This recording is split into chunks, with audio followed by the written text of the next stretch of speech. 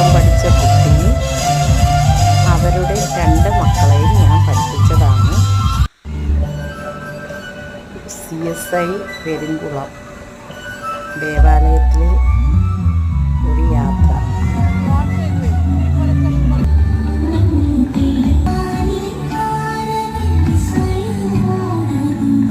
ക്രിസ്തുമസല്ലേ, ദേവാലയ സന്ദർശനം നടത്താം.